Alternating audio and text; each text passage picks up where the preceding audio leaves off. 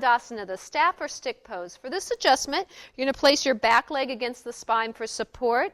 Then you'll broaden across the collarbones to help open the chest as the shoulders release down. Dandasana, the staff pose. Paschimottanasana, the seated forward bend. For a student who's on the stiff side has trouble touching their toes, or they find themselves in the great posterior tilt in the low back, prop them up on a blanket to give them a little more lift. And then the adjustment for the stiffer person is to just help firm their outer ankles in. And then I take what's called a Roman handshake, wrist to wrist, and on the inhale have them just lengthen up. And on the exhale, they can just drop their head down slightly, and you're helping to assist lengthening their spine while it stays in a nice, safe position.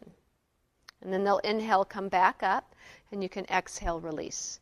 For the more flexible person who can reach their feet easily, or they can use a strap to easily reach the feet, you'll come down, descend the femur bones towards the ground first for a little bit more grounding.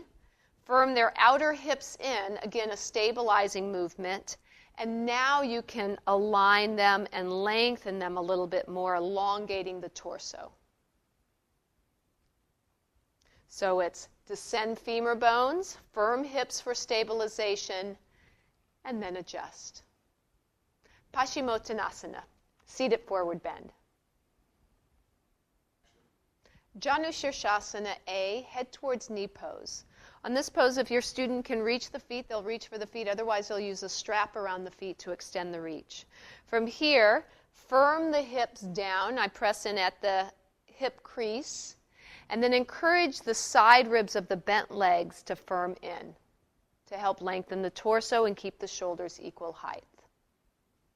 You can firm the hips back in as they inhale and lengthen. And then they can exhale and fold just a little more. Janushirshasana A, head towards knee pose. Marichhyasana A, the pose of a sage, Marichi. So if you have a stiffer student, you're going to have them leverage their arm against the leg and lengthen their spine. And you can just bring your thigh to the back of their leg and just help them open up here to keep the spine long.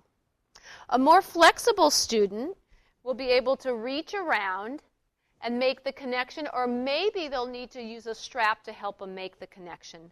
From here, we want to encourage them to keep their hips level. So you can descend the front femur bone and then hold at the shin of the bent knee and draw it back slightly. This will help firm the hips in and stabilize them so they can elongate on their own. Marichyasana A, pose of a sage, Marichi.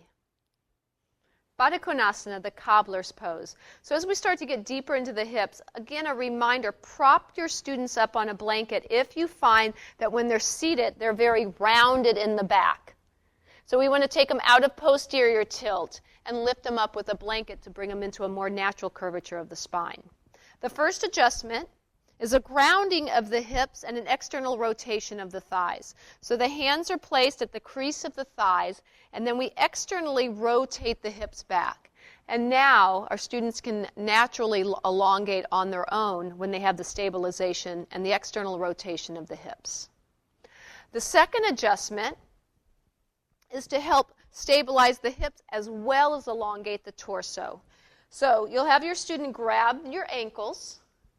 And then once they've grabbed your ankles, once again, you're going to find the crease of the hips. The thumbs are forward, the forefingers are pointing back, and you'll externally rotate the hips and ground.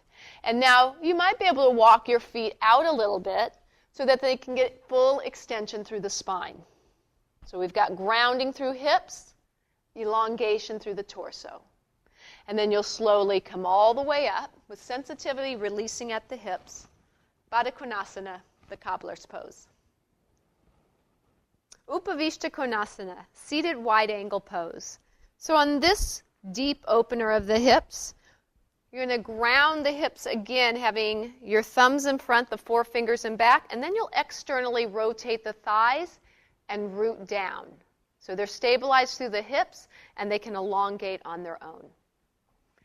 Seated wide angle pose, Upavishta Konasana. SUPTA PADANGUSTHASANA, supine big toe posture. I'm going to show two different adjustments for this posture. One is for a faster paced vinyasa style of class or an Ashtanga or power yoga type of class. And the second one is for a class with maybe fewer people or a slower paced class or maybe with your private clients. The first adjustment, if your student can take their big toe with their first two fingers and thumb, they'll extend their leg, or you can take a strap and place it around the foot to extend their reach. From here, you'll descend the foundational leg thigh towards the ground, descending the femur bone. Have them take a big inhale, and on the exhale, have them lift their head up towards their knee, and you can gently place your hand on the center of their back for a little support.